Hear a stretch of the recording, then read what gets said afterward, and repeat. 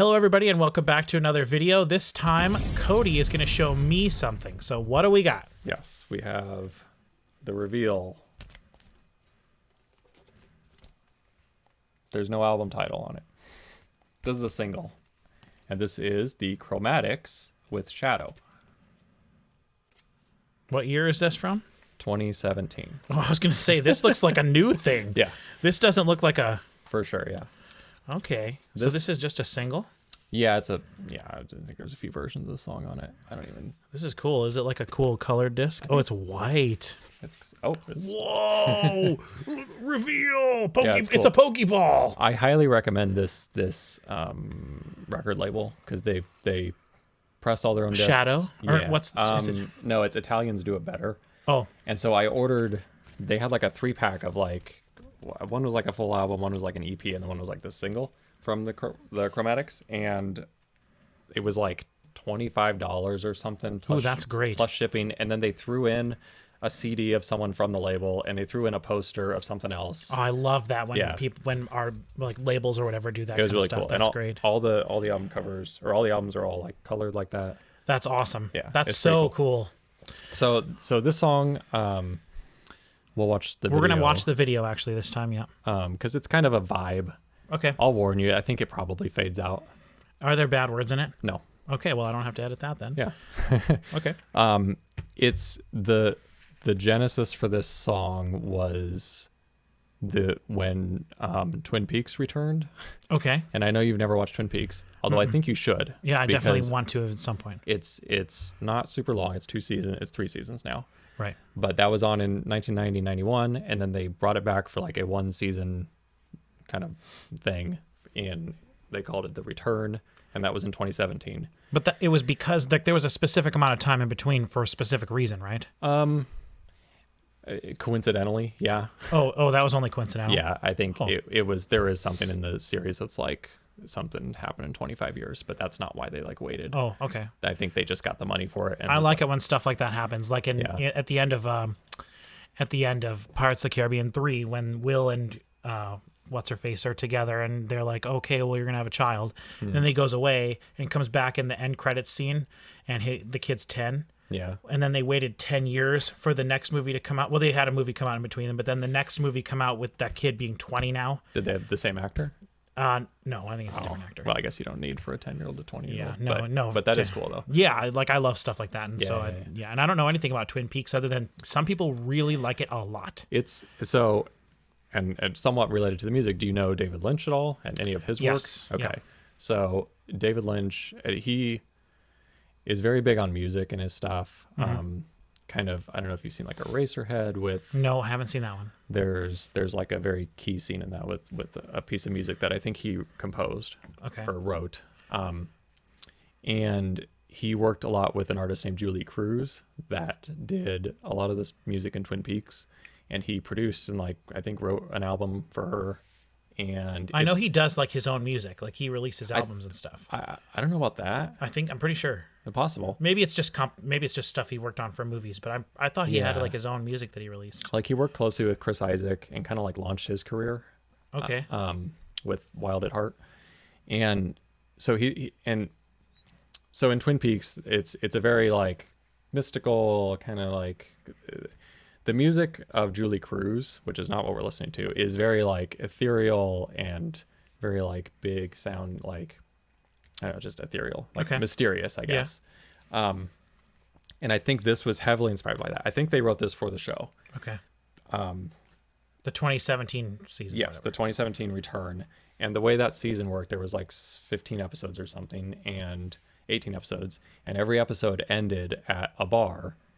A scene at the bar, like the local bar, and there was a band playing. And so every episode he had a different song on. And that is so clever. Yeah, it's really cool. They had one has the Nine Inch Nails on it. But mostly they're kind of unknown artists. And I would say the Chromatics were unknown to me until I saw that. And it really stuck with me. And I love the song so much. And it just fits the show so well. So that doesn't really help you, but that's all right though. But I don't know. When I heard it, I was like, I bet Patrick would like this. Okay. And I know I sent it to you at the time, maybe you listen to it. We'll see. I don't remember. We'll see. You're not going to remember it either way. I probably wouldn't remember it unless I like it. If it would have ago. shocked me, I would know everything about the band Right. and have all of their music and Right. everything. Yeah. So And, it probably didn't leave an impression. And I on don't me. care too much for the band's other stuff. So. Okay. So I this feel song like is they made this song specifically for the show, and it's a little different. Okay. All right. Well, I'm going to pull that up real quick. Yep. Shadow. This is when my video starts to lag. Okay. All right. I've got the song pulled up. So we're going to throw it up here, and we're going to listen to this and just see what we think. We'll listen to the whole thing. All right.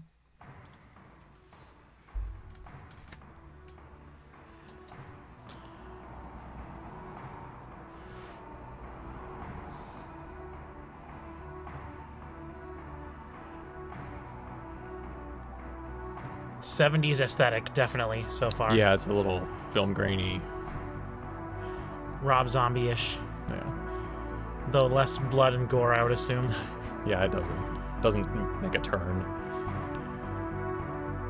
Love this so far. Yeah.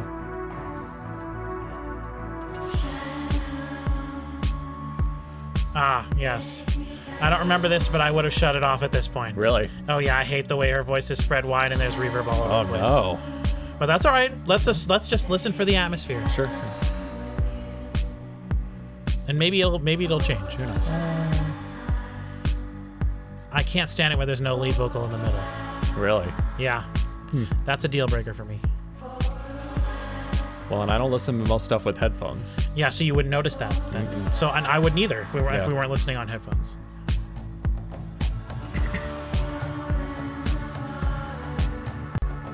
This absolutely feels like a David Lynch thing, though. Yeah. And I don't even know that David Lynch that well.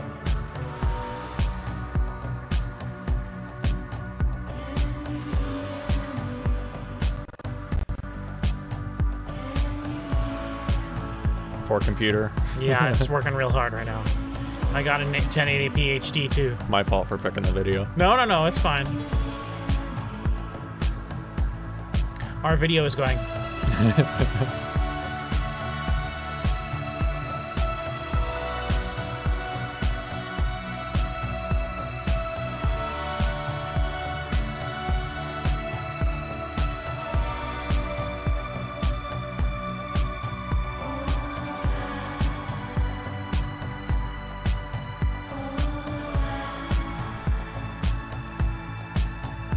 On the show, it may have had some talking over it in a bar, so that may have been why the vocals aren't so prominent, maybe? It definitely could be Yeah. for sure.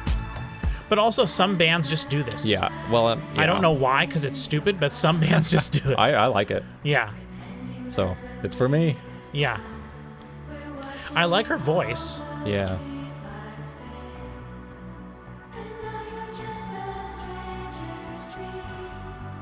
I love the aesthetic of the video. Yeah, that's why I want to do the video. Yeah, It's very dreamlike, which, David Lynch stuff. But I don't think he did anything on this song. Like, he didn't produce it Okay. or anything. yeah, I love that. Ooh. This is kind of modern synth poppy, Yeah. dreamy synth pop.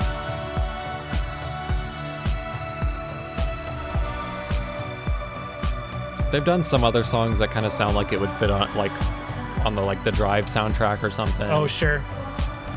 Because this is kind of like that. I'm a real human being, whatever that song is. I mean, this is very chill Yeah. the whole time. Yeah. So I imagine they have songs that aren't chill like this, that are a little bit more, I don't know. but maybe not. I don't know. That's not the end of the song, is it? Maybe. I don't know. I can't tell with the YouTube videos anymore. It could be over, and then there's just a bunch of tags at the end. Yeah, I know. Oh, yeah. There's your tags. Well, I liked that part. I liked that. Yeah, I gotta be a jerk and say Hey, that that's okay. was not for me at all. Yeah. Interesting. So that's what I mean when it's like, I don't know. You don't know what I'm gonna you'll like or not. Yeah. I would not have thought like the vocals would be the part you hate, Yeah. but obviously. Yeah, that's just unfortunately that's the way the cookie crumbles in this look at I say we're a little bit delayed here. I'm gonna have to line those claps up. Oh boy. But anyway, I'm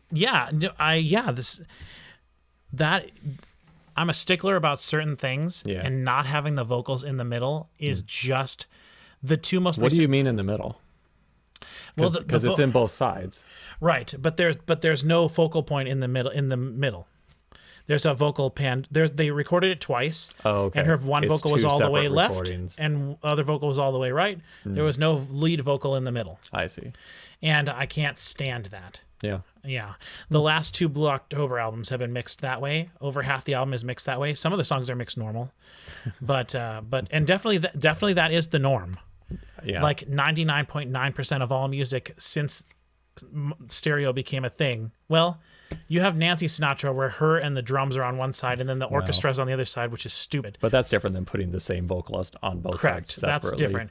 But since stereo became a thing and it became the standard became drums in the middle, vocals in the middle, bass in the middle, other things to the sides. That's the standard. 99.9% of all music in any genre is mixed like that. And then when you have someone that comes along and does that, like I understand the reason for it. Like, you know, it can leave room in the middle for certain things. You can have lead instruments in the middle. And in this case, there was like dreamy synth pop stuff in there. So it made sense. It did sound good. But to me, that was more of like a novelty thing and not something that I would like listen to enjoy it. And if their whole album was mixed that way, I couldn't listen to it. Really? I'd be all about that. Yeah. If one song was like that, I could be like, okay, this is like an intentional thing that they're doing here. Yeah. But because if every song was like that, then I just wouldn't be able to do that. So interesting. Yeah. I know that's very what's the word? Pedantic. Elitist or whatever of me, like very like to have one thing that is like. Oh no, there's more than one thing. Okay. There's more than one thing for sure. Especially the worst. I don't know the word. The worst thing is I just meant like hoity-toity, like very like I'm being very. That's what music criticism is. For sure. But like that's a ruin it for me thing. Yeah. So it's fun. If her vocals were just mixed in the middle, that whole song would have felt completely differently about that whole song. Interesting.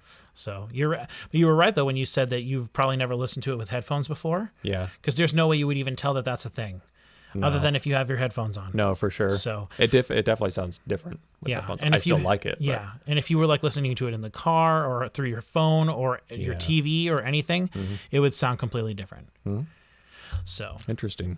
Well, I do still recommend you watch Twin Peaks. Oh, I definitely want to. I definitely want to.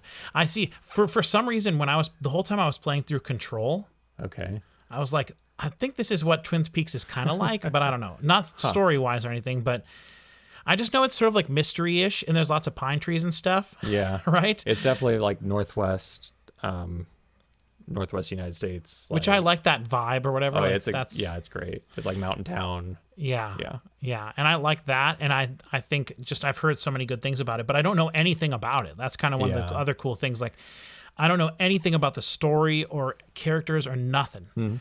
So it's a lot of unexplained stuff, though. So if you're the kind of person that doesn't like things, I don't know if that would bother me too much. It doesn't bother me, but I know a lot of people are like, what did that mean? I can't stand anything that doesn't explain it by the end.